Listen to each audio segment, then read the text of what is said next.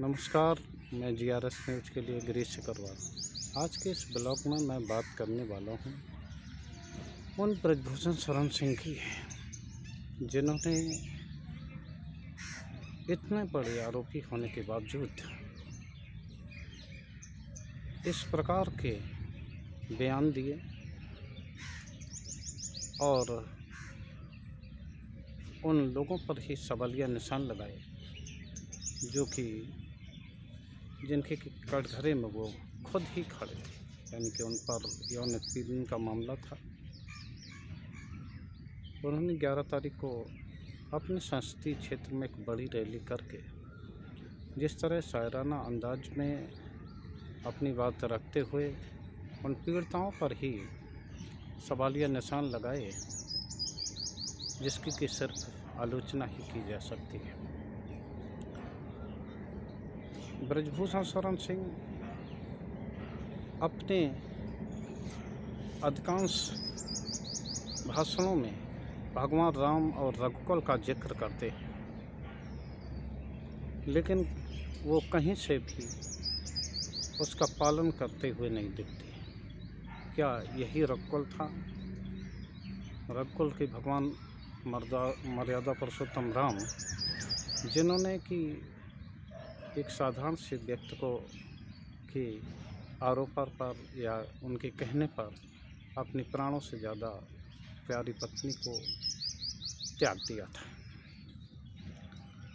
वही ब्रजभूषण शरण सिंह हैं कि जिन पर देश की 7 नामचीन महिला पहलवानों ने यौन शोषण का आरोप लगाया। उनके खिलाफ कोई दबंगई का आरोप नहीं है, उन पर यौन शोषण जैसे घृणित कर्म के आरोप हैं। और वो व्यक्ति जैसे कि जेल में होना चाहिए, जैसे कि अपना शर्म के कारण मुंह बंद रखना चाहिए, वो व्यक्ति जगह जगह बैठकर इस तरह की बात कर रहा है। निश्चित तौर पर उनका राजनीतिक रसूख क्या है, ये उस समय देखा गया जब समझ लीजिए कि प्रदेश के अध्यक्ष भूपेंद्र चौधरी उनके सामने झुके हुए खड़े दिखाई दिए, जबकि भारतीय जनता पार्टी ने संगठन का बहुत महत्व होता है, प्रदेश अध्यक्ष की बहुत ही रसूख होती है, लेकिन जिस प्रकार उन्होंने उनके सामने दंडवत प्रणाम किया, उससे ये बात तय हो गई कि कितना रसूख ब्रजभूषण शरण का है और क्यों उनके खिलाफ कोई कार्रवाई करने में भारतीय जनता पार्टी का नेतृत्व अक्षम साबित हो रहा है। वो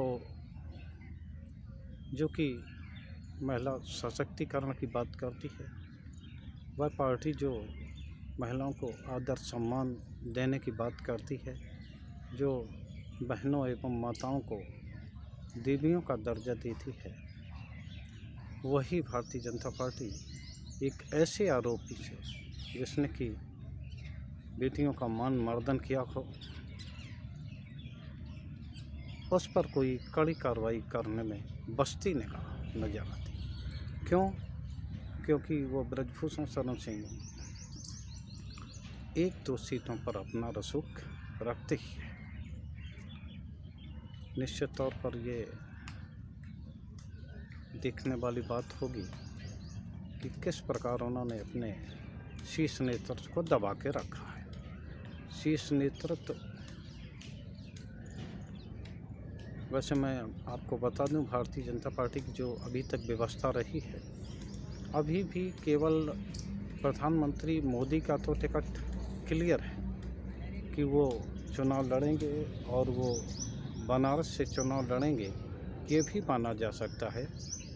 लेकिन अन्य किसी का, चाहे वो 4-4, 5-5 बार के सांसद हों, उनका ये क्लियर नहीं होता कि उनको चुनाव लड़ना है और किस सीट से चुनाव लड़ना हो, ये तय नहीं होता। लेकिन अपने संबोधन के दौरान जिस तरह ब्रजभूषण शरण सिंह ने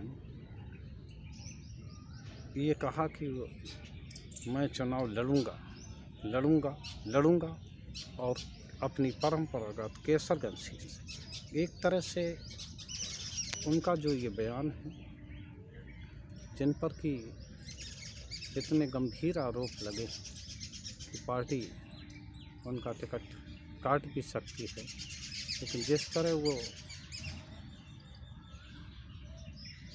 दावा कर रहे हैं, वैसे ऐसा लगता है कि शीर्ष नेतृत्व के प्रति भी उनके निगाह में कोई इज्जत है नहीं, क्योंकि वो जानते हैं कि वो राजनीतिक दृष्टि से फायदेमंद है। वैसे कोई शर्मसार अगर व्यक्त होता तो जैसे आरोप उन पर लगे हैं, निश्चित तौर पर वो शर्म के कारण आम जनता के बीच तब तक आना पसंद नहीं करता जब तक कि वो निर्दोष साबित न हो। और वो आरोप ऐसे आरोप नहीं हैं कि जो किसी दबंगई के हैं या किसी आंदोलन के आप पर मुकदमे हैं। आप पर हत्या, बलात्कार, डकैती, छिनैती जैसे बड़े बड़े अपराध और गंभीर अपराधों के मुकदमे आपके परत हैं, और किस प्रकार आप बेशर्मी से समाज के बीच में आकर शायराना अंदाज में अपनी बात रखते हैं।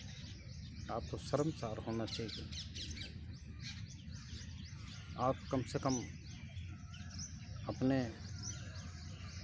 आदि पुरुष जिस दल में आपने राजनीति शुरू की, लाल कृष्ण आडवाणी जी का ये दारण अपने साथ रख लेते, जिन्होंने हवाला कांड में मात्र नाम आने पर एक डायरी में उनका नाम केवल लिखा पाया गया था, उन्होंने इस्तीफ़ा दिया था, जबकि कोई उनसे इस्तीफ़ा मांग नहीं रहा था। उन्होंने इस्तीफ़ा दिया और ये घोषणा की कि जब तक वो पाक साख साबित नहीं होते तब तक वो सदन में नहीं आएंगे। वो पाक साख साबित हुए और सदन में आए, पुनः जीत के अपने चुनाव क्षेत्र से आए। तो लिहाजा मेरा ये उदाहरण बताने का उद्देश्य यही था। साधारण से व्यक्ति पर अगर किसी तरह के आरोप लग रहे हैं तो नैतिकता की बात तो ये है कि आप उससे बाहर रहें, लेकिन लगता है कि नैतिकता आजकल के समय में लोप होती जा रही है और उसका कोई भी असर न राजनीतिकों पर पड़ रहा है, न किसी दल पर पड़ रहा है। तो निश्चित तौर पर मुझे तो होता है ये कि किस प्रकार देश के सबसे ताकतवर प्रधानमंत्री, राष्ट्रीय अध्यक्ष JP नड्डा, गृह मंत्री अमित शाह, जिन्हें बड़ा कड़े निर्णय वाला माना जाता है, किस प्रकार ब्रजभूषण शरण सिंह के सामने बेबस है। आज के ब्लॉक में बस इतना ही। एक तरह से ब्रजभूषण शरण सिंह ने अपने चुनाव क्षेत्र में शक्ति प्रदर्शन रोड शो के जरिए जो किया और रैली में अपनी शायराना अंदाज में बात रखी, एक प्रकार से वो समाज के लिए तो है ही गलत, लेकिन नेतृत्व के लिए भी जनता का सबक होना चाहिए। आज के ब्लॉक में इतना ही। जय हिंद, जय भारत।